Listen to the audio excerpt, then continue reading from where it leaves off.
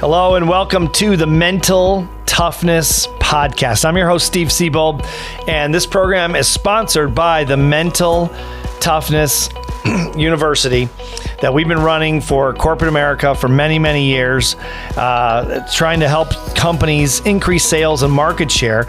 But this won't just be a show about selling mental toughness training to corporate America. It's really just about mental toughness in general. So if you're an athlete, if you're a business person, if you're an entrepreneur, if you're a success coach, if you're a parent, really anyone that's teaching mental toughness or wants to be more mentally tough, that's really the purpose of the show, is to share with you a lifetime of ideas. I've worked with professional athletes, Olympic athletes, major corporations. I think I've worked for, I used to have an alligator wrestler I worked with back in the 90s. A guy wrestled alligators. Now, you got to be mentally tough to wrestle an alligator, and he was.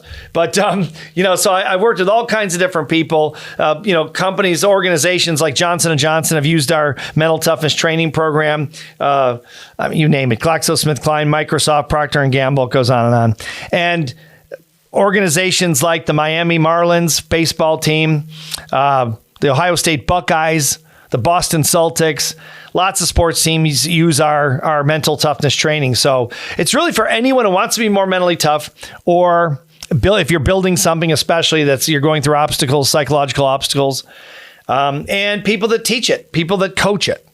Okay, that's really what the show is for. So I want to give you the benefit of 40 years experience in this particular field. What you can expect is hard-hitting information. So if you like someone that's kind of fluffy, I am not your guy, okay? If you've read any of my books, I've written 12 books on mental toughness. One of my most popular ones is the 177 Mental Toughness Secrets of the World Class, which has been sold all over the world for many years. And I've sold about 1.6 million copies of my books. So I've been out there. I've got a lot of experience, had some pretty good successes over the years. So I think we're going to try to give it to you very straight. So it might offend you sometimes, but that's not the purpose, but it is to give it to you straight. So today I want to talk about the first chapter in the 177 Mental Toughness Secrets of the World Class book. And that's purposefully, I made this the first chapter 20 years ago when I wrote this book. And it's living in objective reality. In other words, operating your life from a framework of reality, not fantasy. Let's face it, most people are living in kind of a fantasy mindset. Look at all the things that are going on in politics all over the world, the society right now, what's happening. People are believing things that are absolutely not true, and they know they're not true, and they still run their lives based on these things. And it's pretty crazy. Usually those people don't get anywhere.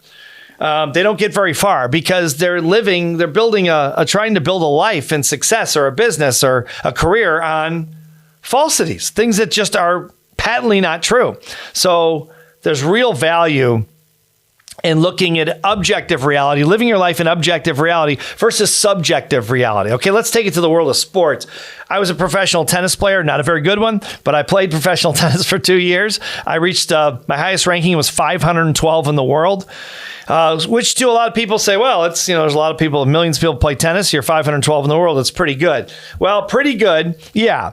Enough to make a really good living 30 years ago. Not so good.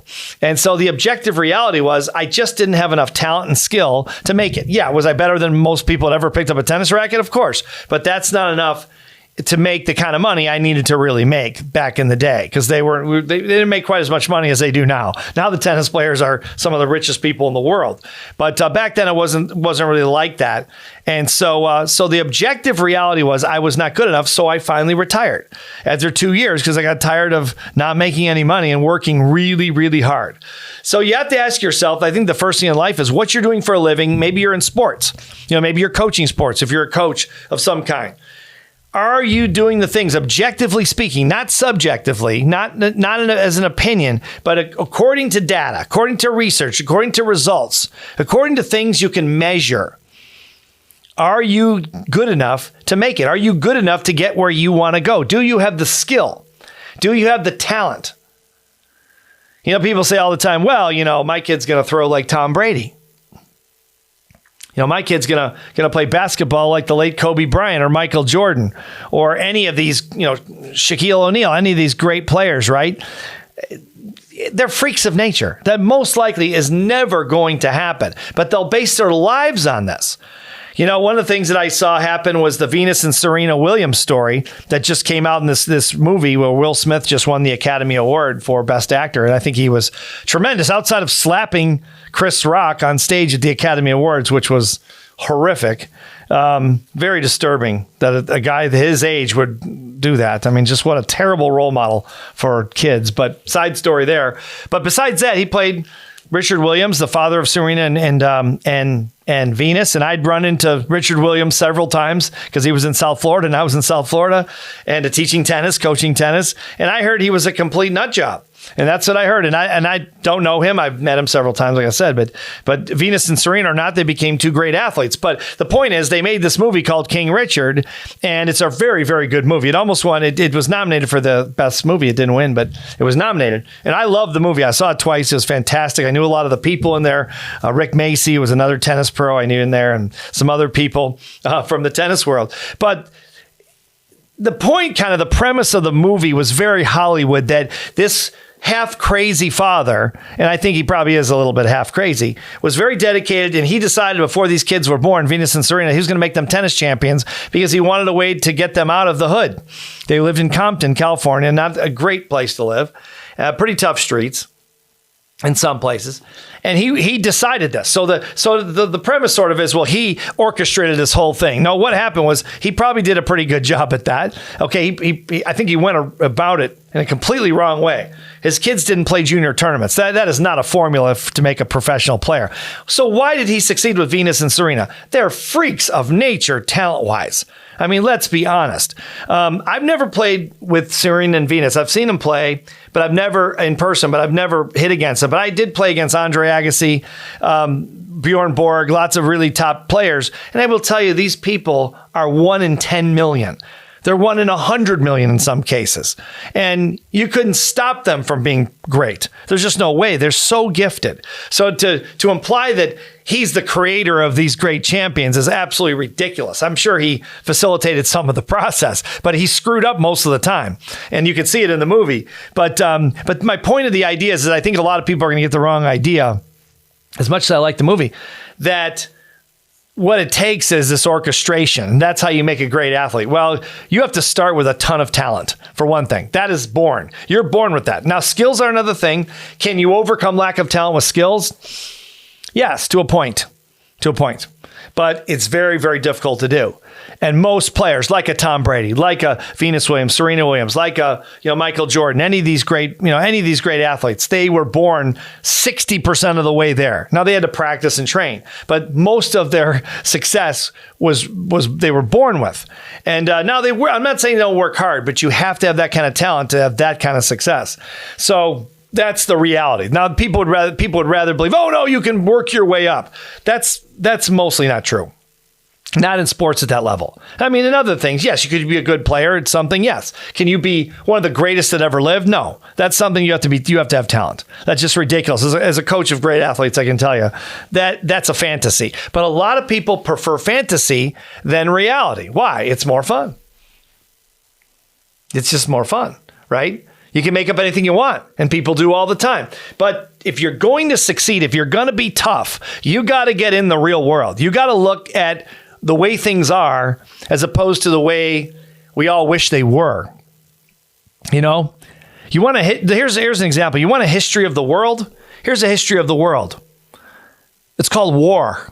That's the history you can track the history of the world, the known history of the world. Obviously, the world's been around for 14 or 15 billion years, according to, the scientists. But the known history of the world is basically people killing each other. Now, that's not a nice thing to say. You don't want to hear that. I don't like saying it. You don't like hearing it, right? No one likes it, but that's reality. That's what it is. We go from war to war to war. We can do anything technology-wise. We can put a man on the moon. We can have these phones that are unbelievable, that are little computers, but we can't learn. We have not stopped learning how to stop killing each other. It's pathetic. So you've got this dichotomy, right, in life. You've got all these terrible things. The world's a horrible, terrible place. People are terrible. And then you've got this other side of the coin that says the world's a beautiful place and people are amazing and people can be very, very nice and, supportive and loving and all those great things. So it's a dichotomy in the real world and the actual reality. And objective reality makes you look at things as they are.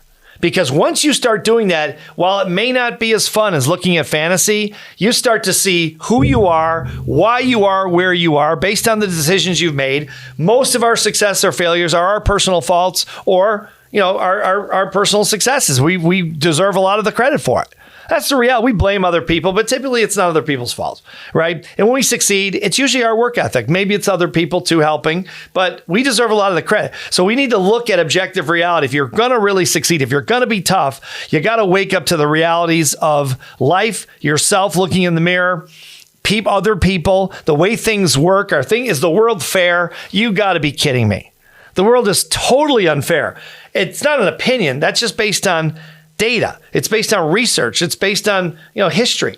And so that's what objective reality is all about. So isn't this fun? Isn't this a fun show? Aren't I a fun person? Mental toughness is not supposed to be fun. It's supposed to be effective. That's how we turned companies around to the tune of $1.3 billion with sales teams over a period of years because we got in their faces. We said, look, wake up. You're either going to sell more and gain market share. You're going to be gone and they're going to replace you with a team that will do that.